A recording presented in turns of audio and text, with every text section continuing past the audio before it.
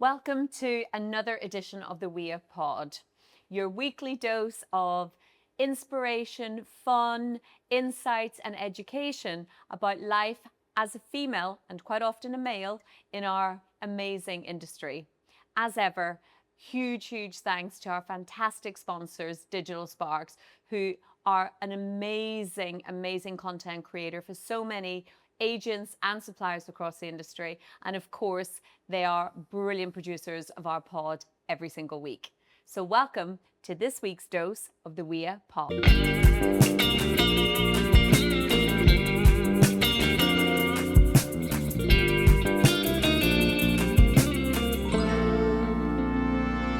Welcome to this week's episode of the WIA Pod. My guest today is a tech innovator with a big heart and a deep-rooted belief in social mobility and creating opportunities for all in the estate agency sector. Please welcome this week's guest, Kieran Witt from Kotini. Hello. Hi. Hello. Good to have you, and thank you for joining us Thank you today. for having Kieran, me. this is our first time meeting. We've Yes. never spoke before, but I'm really interested in kind of exploring your journey. So let's start with, you didn't, well, I think you're a self-confessed newbie Yes. in the property sector. So tell us a little bit about your early career, and then we'll come on to how you then moved into Kotini. Yeah, 100%. So yeah, self-confessed newbie. I'm kind of on the edge of that now for 4 years in the kind of estate agency space, so kind of pushing the boundaries of that. But yeah, before estate agency, before kind of getting into the property space, I was in financial services. I kind of had a little bit of an inkling of the property space. I worked in mortgages a little bit, so kind of understood how that worked. Because it's a supplier still to the sector, it's not completely divorced, right? Exactly. And it was more from the lending financial side. So started my career in Royal Bank of Scotland, as it was back in 2011, credit card call centre, helping people manage their debts of all things. So this is kind of post-financial crisis. And how old were you then? Around then, it was about 18, 19. Did you fully understand debt back then? Not really. Like so having no money myself, people had racked up loads of debt on these credit cards, and then my role was essentially helping them to try and get out of that debt and a payment put a plan in place. Yeah, so having really kind of adult conversations with adults whilst not actually ever having experienced it and having to learn what a credit card is myself to get started. So yeah, that was a bit of an experience, and kind of worked through financial services for about 11 years. Right. Worked from that kind of call center environment through up into products, where I kind of got a little bit of a hunger for creating things and bringing products to market. And that's where I got a bit of exposure to mortgages, investment, savings, and those kind of things. So it was, yeah, quite a varied career, but within a very narrow lane of financial services. And I understand that also during that time you were a bit of a part-time entrepreneur on the side. So tell us a little bit about some of the little projects, side hustles you had going on. Yeah, so like I'm always doing things, coming across problems, coming across opportunities, and I'm kind of a person that if I see something, I'll give it a go. And yeah, always had kind of little side hustles. And I think that comes from part of my childhood, but like things like launching an Amazon store, grossed about £250,000 worth of selling loads of different things. Laxatives were included, children's toys. Yeah, it was a ridiculous mix of things. Very random marketplace. Yeah, very random. But then also things like drop shipping. I've tried to have launch a clothing brand. I've had lots of other little kind of startup ideas over the years. So always trying to, or doing something outside of work that just kind of caught my interest. Was that a driver to make money? Was that a driver to challenge you intellectually, test new? What was it about those little side hustles that was kind of driving you? Yeah, I think initially, when I kind of started experimenting things, I think it was predominantly driven by money, right? And just that desire to have more, to earn more, and just to be a little bit more secure financially.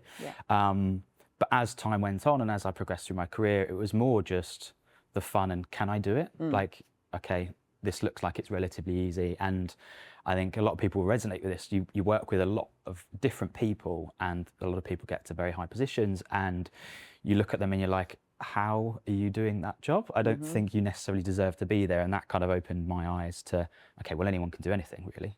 You just have to try it and see if you're good at it, and then explore it from there. Do you know, that is such an interesting concept to me because I've spent most of my younger career, particularly looking up the ladder at people at the, in what I consider to be really senior jobs or directors on. And I often looked up and thought, oh, they must really possess a special skill set, a special magic, a special something that I didn't have access to, could never have access to.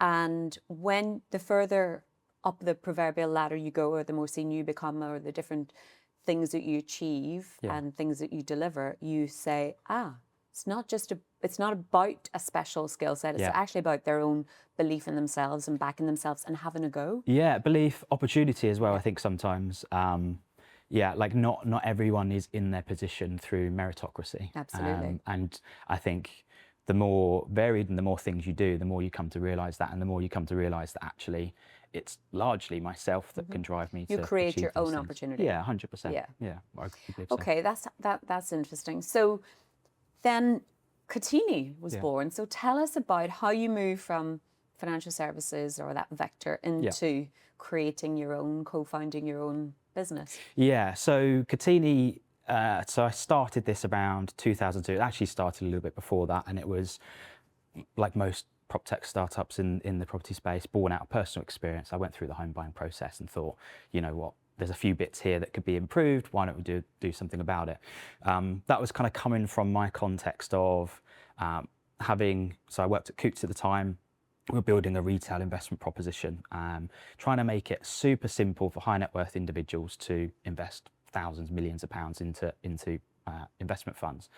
And as part of that, you'd have to do ID checks, you'd have to do sign things, review lots of materials, and we could do that over a phone. And it was super seamless. And this was around the time of COVID, so that was picking up and driving forwards.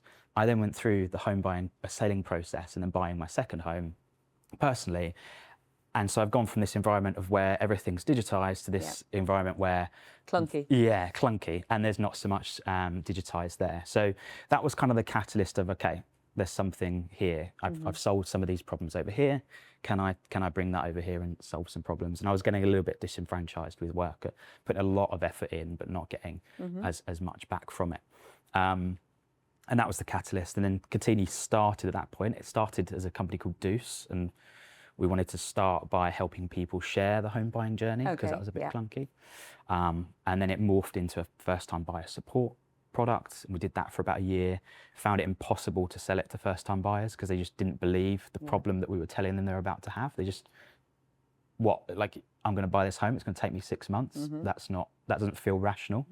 And then trying to pry money out of their hand to pay for something when they've been hustling hard for a deposit, almost impossible. But along that journey, built a few things that helped estate agents, and then started working with some local estate agencies, and Kotini's kind of grown from there. And it's all, I suppose there's a bit of luck, a bit of hard work, and just chance to. It's interesting listening to you that, one of the things about startups in particular, one of the features is the number of times you have to pivot and react to your market 100%. And understand where you can effectively monetize the product that you're trying to sell. So what was it about, given that you're a first-time founder, were you on your own? Did you have other team members on that journey with you? Yeah, so started on my own. So this was so when the idea came about, this is about 2021, kind of made the commitment to kind of step into that, started phasing down work and phasing up Kotini at the time. Got some grant funding from government, so Innovate UK. They had a Young Innovators programme, so managed to get some funding. It was about £12,000. And that gave me enough confidence to then just quit the day job and do this fully. So I did that for about a year. And then I met Harvey, one of my co-founders, who at the time was working for another Innovate UK startup. And I kind of poached him from that company. He was quite excited about what we were doing. And then I brought in one of my friends, Jack, who I'd lived with, had just transitioned into tech a couple of years ago. And we decided at that point, and this is when we were transitioning from B2C to B2B. Right. And I'd realised, okay, there is something meaningful here, and there's actually money to be made. At that point, then brought them in, and tried to convince them to quit their jobs, which was good fun. Yeah, and you know, that's a big leap of faith, right? For anybody to walk away from a job. I think in some ways, if it's your idea, it's somehow easier for you. But if you're buying someone into that, so it shows a huge amount of passion that you all had to do that. So my question then is, when you were making those various pivots, because sometimes I think we feel like we have to have all the data, all the information to make a change in direction or to do something different. What information did you have, or what was it that made you say, right, that's not right, we now have to go here or go there? Yeah. I think it was more just persistently not getting the answer that we were looking for at the time. So it was less so having the right data that this pivot is the right thing. More but the data, and to some extent, is that. Yeah. So I'm not getting this feedback. So that is data in its own right. It's less about this is the right thing, but more about this is the wrong thing. Yeah. So okay, we're trying this, we're experimenting. It's not working. Let's do something different. And I think that was kind of it. And you just try and do different things until you find the thing that works. I suppose the saying is, throw shit at the wall and something will stick. It's kind of like that in an extent. But you are trying to make informed decisions, right, based on the mistakes you made. And so one of the things for us was that, well, the onboarding process, that's part of the clunkiness, the signing of everything digitally, having to do things multiple times. Well, if we can't sell it to these guys, well, I know the estate agents are probably just having just as much frustration with doing this manual work. So why don't we take it? Yeah, shift it over there. Yeah, and they've got the money to pay for it. So And is that when you started to see traction? Yeah. So so this was probably early 2023, I think it was at this point in the journey, where we'd started working with Gilbert and Rose, so that was our first estate agency locally. The good thing was they were kind of market leaders, so they were a great agent to start with. We just hacked together everything manually just to prove that it would work. They responded really well. That kind of gave us the confidence that actually we've got something. And then we went to try and get some investment to fund it, essentially, and grow. We got some more funding from Innovate UK, from the government, which was quite good. And then, some VCs and some angels, which was a tough journey trying to convince people to pay thousands of pounds for an idea that we were going to bring to life. I think the other thing is in your space is there's a number of different approaches and a number of different people trying to solve for the same problem. How did you differentiate what you were doing from other competitors in the market? I think early on we didn't. I think so there's a couple of problems I think a lot of first-time founders have, and one of them is trying to solve everything. You go super broad and try and solve an absolutely huge problem because it feels so obvious that that's the problem that needs to be solved, right? But it's only then when you get into it, you understand all the infrastructure and the reasons why that problem's never been solved before. And you then start to find where you belong. And so at the start, we kind of went on that transition, that journey, and that's kind of led us to where we are today. But we tried to, at the start, connect everyone together. Like it's bold ambition, but you can't start there. There's about 7 steps before. Of different businesses tried to do that. So, I mean, incredible that what you've achieved at this juncture, and I know you probably still feel that you're on a long path. But I want to just step back a little bit, Kieran, because I do know, and you've shared with us, that you didn't start off in life in this way, and at one point in your life you were homeless, which is, a heartbreaking thing to understand from anybody's perspective. And I know you're happy to talk about this, 100%. So it would be helpful to understand maybe how, a bit more about your younger years and how you ended up in that position, and actually probably more importantly, how you then managed to get yourself out of that situation. So so kind of taking it right back to the beginning. So I'm one of 7. I'm one of 8. Are you one of 8 as well? So we're close. I'm the oldest as well. Me too. And the youngest is, I think she's 16, 17 now. So in a very kind of tight, exactly. And upbringing, very kind of no money around, council house, 3-bed house. And so 7 kids in a 3-bed house was difficult. And so getting towards my later teens, there's now not enough room. So 2 sisters and then essentially 4 brothers, and trying to all fit in a 3-bed house is quite difficult. So at that point in time, it kind of forced the situation where me and my next younger brother, Justin, had to move out from the house. And we just didn't have anywhere to go. We didn't really have a broader family network. It was just kind of us. And so that kind of forced a situation where we'll just have to work something out.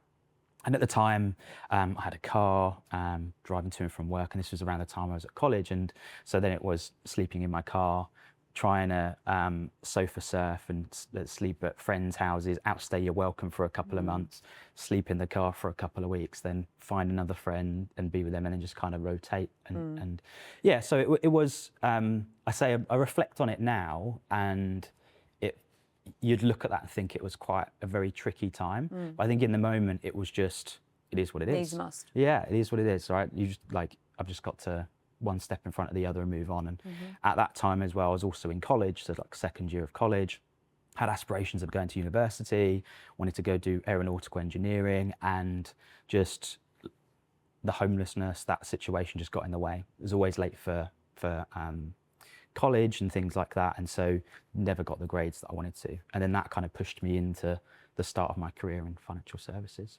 There's a few things to unpack there, if that's okay. Yeah. So things like the practical side of, trying to manage getting to college, getting to lectures, doing work at, preparation for that and studying and achieving that alongside the practicalities of showering and clothing and, how did you navigate all of that? Yeah, so the showering and those kind of things, I was on the basketball team, so I made sure to stay on the basketball team because that was my way of just making sure I was fresh and things like that. You would use the local gyms as well, so that like you had kind of cheap gyms that you could use, and I'd use, like at the time they had like EMA money where you'd get £30 a week where you could spend on things. And it was also then kind of rapidly having to try and grow up. So I then at like 5 a.m. in the morning, I would be cleaning my old school. So I'd have that job, and just, really long days. But again, it's just one foot in front of the other. Got this job, it's bringing in enough money to get started. And then it was trying to work out a plan of, okay, well, how do I actually get some housing? And so that was when started to try and go through the council system and try, because they have like hostels and things that they set up. But one of the really challenging things at the time, and is actually why I think what Andrew's property group is doing is really, really impactful, is that if you're between the age of 18 and 21, at the time, in the eyes of the council, you shouldn't be homeless, and so you don't deserve you're not priority. Housing. Yeah, you're not a priority. And so, and this wasn't just me in this situation that was homeless. It was my younger brother as well, the one down. And your younger brother at that time was how old? He's 1 year younger than me. 1 year younger. Okay. And how did he? Because everybody's different individually, and how you mentally manage that situation. Did he respond in the same way as you, or did he handle it differently? I think he kind of handled it differently. So he mentally, he's a very different person to me. So I'm quite quiet, laid back, chilled. He's like absolutely crazy. So if I'm the quiet one, well behaved, he's the one that's being completely opposite. Second children are always like that. Mine is the same. There's something about, and I don't know where I read it, but there's something about people filling the empty space. If someone in a team and in a family, if someone's occupying the space of being good, for me to differentiate myself, I have to be the opposite. Yin and yang. Yeah, exactly. So I think there's something to be said in that.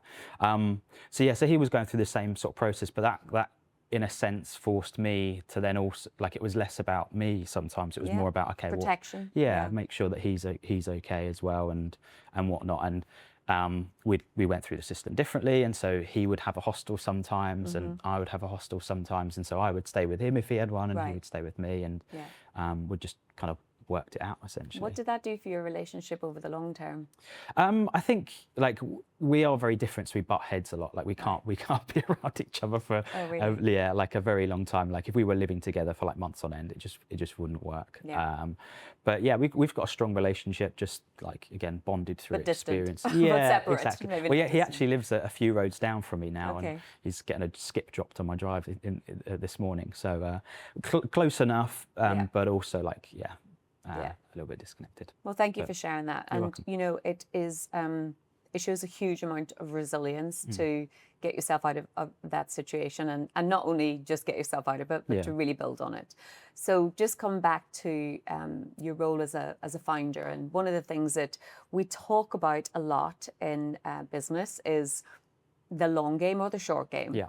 And I know that playing a long game is something that's really, your mindset is fixed on that. So tell us a little bit about why that is and how that plays out on a daily, weekly basis. Yeah, so I think if you think kind of founding a startup is a way to get rich quick, it's anything but. Like, there's a lot of mistakes you'll make along the way, a lot of decisions that you'll make, and you're always thinking, like, at least in my head, I'm always thinking about the next goal, and so in my head I've already achieved it, so I'm thinking about the next goal and thinking about over that long-term horizon. I think that plays a lot into how I then plan and rationalize what I do and don't do within the business. So like balance, for an example, I know that this is a long-term situation. My career is a long-term situation. I'm putting in a relentless amount of work now to make Kotini the success it is, because I know the balance will tip, or the scales will tip at some point, and then I'll be able to enjoy the outcomes of that. And you have a partner, a long-term partner. How does that dynamic work from a home perspective? I mean, I'm assuming Chloe, I think, Chloe, is bought into the long-term plan also. Yeah, I think so. It's tough though, because it's super long days. Yeah. Like, and one of the kind of nuances, and I think a lot of estate agents might resonate this as well, and they're kind of launching their business. It's relentless. To get something started, you are wearing every single hat, and that takes a lot of energy, takes a lot of time, and so there has been like 12+ hour days just working on the business, and so that Chloe does struggle with that sometimes, and trying to find that balance. But again, it's making that decision, knowing that this is a 10-year period of work condensed into 3 to 5 years essentially, and that balance, or whatever you want to call it, will return at some stage, if not go completely the other way. You know, I think it's a really important topic for us to surface, because I think there is sometimes the perception, you're absolutely right, people think, oh, you're a founder, then it's an overnight success. What they see is the LinkedIn reel, or the what looks good online. What they don't see is the many hours of indecision, the only half of the data you need to make a tough decision, and you have to go with your gut a lot of the times. They see the awards, the innovation awards, but what they don't see then is the very long hours and the sacrifices that you have to make behind the scenes. And I think it's really important to call out that it's not straightforward. It's not easy. It takes a huge amount of sacrifice. And whether that's a tech business or an estate agency business, or whether you're, starting out just becoming self-employed from being employed, there's a whole lot of risk around that. But the belief in yourself and the belief in what you're building is what drives that, right? Yeah. And where does your belief and your confidence that enough to back yourself on what you know is going to be a tough road ahead? Where does that come from? Yeah, I think there's two parts to that. I think outwardly, and I think it was actually something I saw on LinkedIn yesterday from Russell. Outwardly, there is always this kind of portrayal of confidence, because, again, stealing Russell's phrase, you have to, like, that's expected of you. So there is always bravado, yeah. So there is oftentimes a lack of confidence and not knowing whether what you're doing is the right thing. But for me, like, how do I rationalize it? Again, it's going back to my past. Like, if I've kind of worked through being homeless, I can work through anything, right? Like, there is very little. What's the worst that can happen? Exactly. And if I've got myself out of that, if I do something wrong here, I'll get myself out of this. Like, it is what it is. So I think a lot of it comes from that, and the belief that your hard work will drive the outcome that you're looking for, essentially. Obviously, there's a limit to that, but it's a belief that I can change the situation that I'm in, and that's through many years of lived experience of doing that, essentially, kind of pushing through and doing things that otherwise would have been kind of considered to be impossible. Like, if I'd have told myself in that car that, you know what, Kieran, in 8 years' time you're going to be working in Coots, helping people to manage their money across millions of pounds, you'd wouldn't believe yourself. Yeah. And so that for me is just, that gives me that faith, almost blind faith sometimes, that whatever I'm going to do is, or I will make it successful. I think one of the traits that is often attributed to entrepreneurs, very successful entrepreneurs, is naivety. Yeah. And in the early days, they believe they can, with absolutely no evidence 100%. to support that theory. Would you relate to that? Oh, 100%. Like me coming into the estate agency market with knowing no one and just going, yeah, I can solve this massive problem. First, the problem was huge. Secondly, absolutely zero contacts, and so it was really. What gives you the right? Exactly, really started from scratch. But then again, it's leaning into that naivety, and like the longer you go, the more that naivety disappears, and the more you have to be conscious of that disappearing, because it is that naivety that drives the innovation and change. And yeah, you do need to keep hold of that if you want to keep iterating and making your business better. So since you've been in the industry now for 4-ish years, what has been your observations about the industry in comparison to perhaps the sector that you were in before? Yeah, so I'd say I prefer being in agency to financial services. So one of the big differences is just how regulated financial services is. And I do think there's room for more regulation in a state agency. But yeah, it's completely the opposite end of the scale. So that's a breath of fresh air for me. Like I would face off to the Bank of Ireland when launching funds and things like that. There's just none of that in the estate agency. So you don't have to ask for permission to do things. You can just try it and do things, which I think is ask for forgiveness, not permission. Yeah, exactly, which I think is quite exciting in the agency space. Yeah. And one of the things that you talk about is creating equal opportunities for everybody from different backgrounds, and understanding your backstory. I can understand that, and there's quite a lot of similarities. I also mentioned I'm the oldest of 8. I grew up in a council house in Northern Ireland. We come from very little in terms of material things. We were rich in everything else that mattered. But because of that, I care really passionately about advocating and speaking up for those who I feel don't have the same privilege of having a voice that I do. 100%. So we share a lot of, so that sort of equality and social justice is really important to both of us. I'm interested in what you think in this industry, now that you've been in it 3 or 4 years. Based on what you observe, what do you think we should do more of? Where are we creating barriers for people of all walks of life to be successful, and what should we do more of? It's more like, so for me, it's creating equal opportunity. So just to kind of maybe take a step back and give you a bit of context behind this, like it very much is my upbringing that makes me feel like social mobility is super important. There are so many smart people that could be changing the world, but they just don't know that they can. Like that, and that fundamentally that's the problem. And they haven't had someone to tell them, believe in them. No role model, no one to tell them that they can, or just see it happen in the world. And so for me, like my personal comparison to that is like, I never had a career aspiration when I was at school. My aspiration was to earn £60,000 because that's what I thought it was to be rich.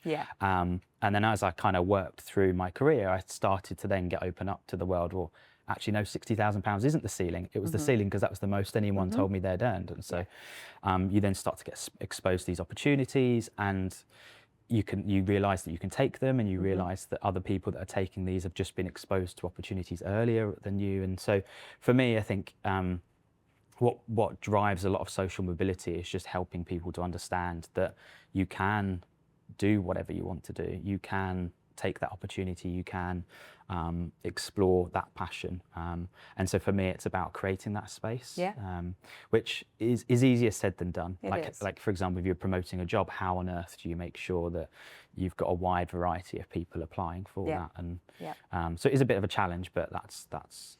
And are you doing anything specific at Kotini that we could learn from that is helping you to attract a different range of individuals? Yeah, so for me, it's about trying to cast the net as broad as possible. So we're actually hiring a few roles at the minute, which is I noticed whole your manner LinkedIn of post. stress, in itself. So it's really exciting because we're kind of moving the business to the next stage, and I'm having to change myself as a leader within that business, less doing and more now kind of leading and growing the team, which is quite exciting. Yeah.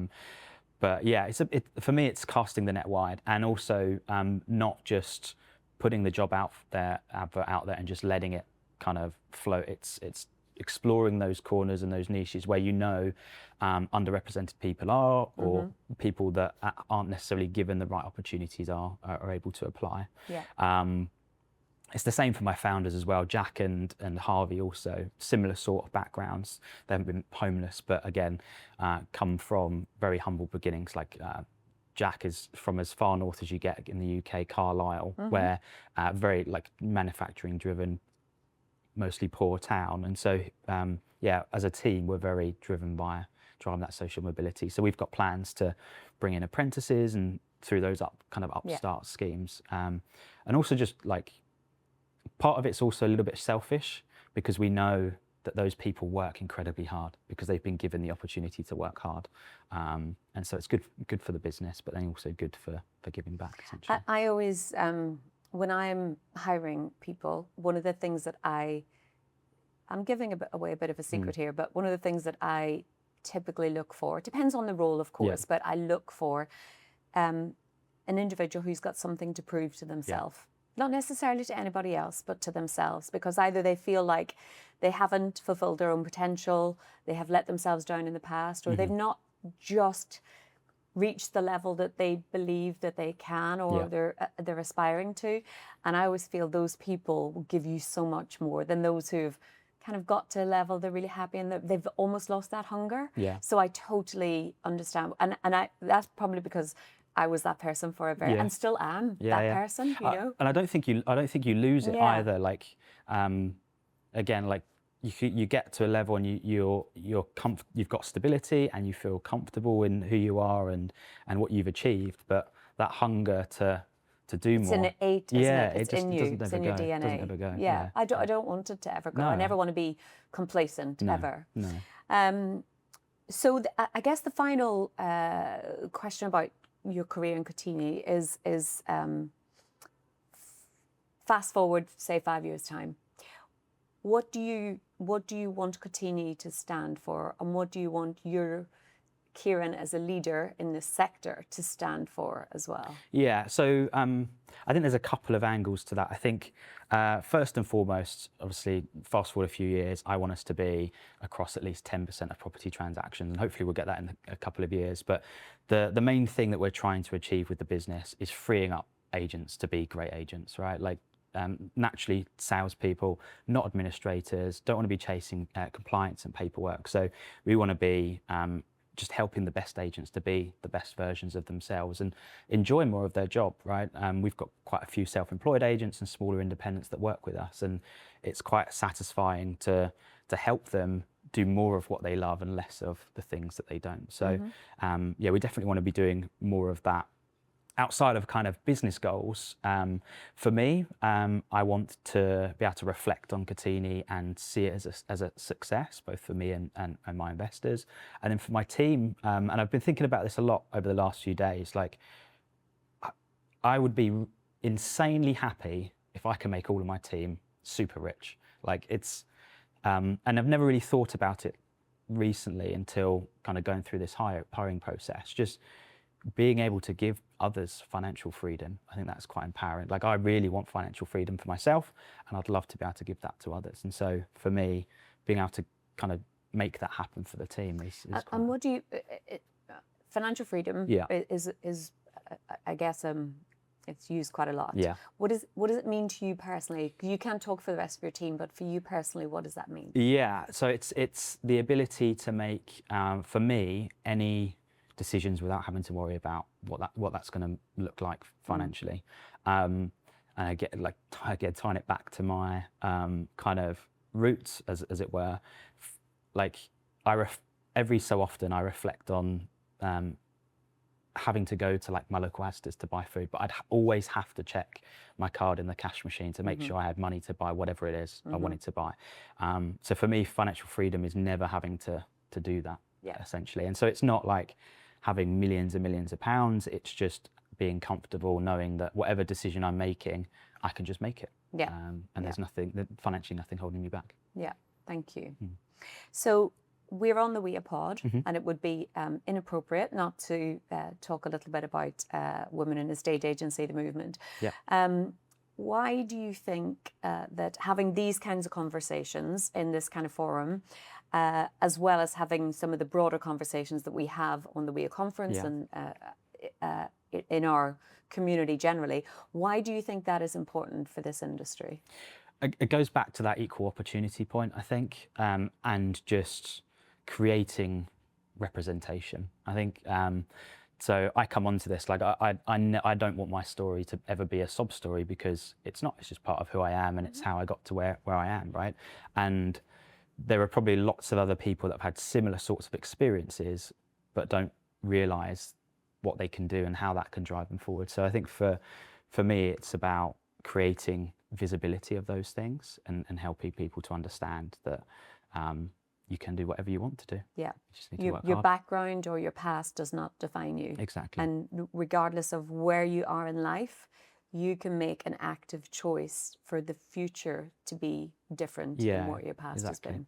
And I think it was something that you said, it might have been a post or it might have been one of these pods. It's like, I get to do this rather than I have to do this. Yeah, it was a post. It's that kind of mindset. It's my mantra. Yeah. It absolutely is, because 100%. we can all far too often moan about, you know, a busy schedule or the places we have to go or the things we have to do, and just shifting that mindset from not I have to I get to totally changes your perspective. 100%. And we all fall into that trap. Yeah, and we all do time to time, even I do. Yeah. But it's a good thing to remind yourself to come back to, for sure.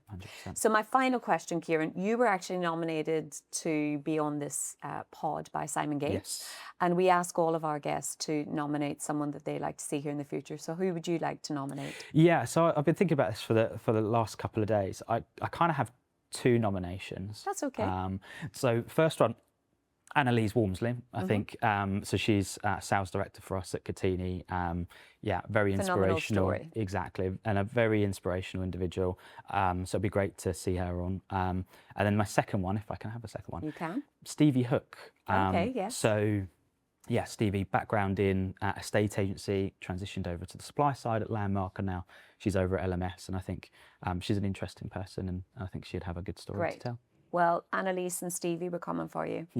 Kieran, thank you so much for sharing your story and for being so open and transparent with us. The only reason that makes these conversations viable and impactful is when our guests are honest and transparent. So thank you for sharing with us today. And thank you for tuning in to this week's episode of The Pod. Please like, share, tell your friends, and we'll see you next time.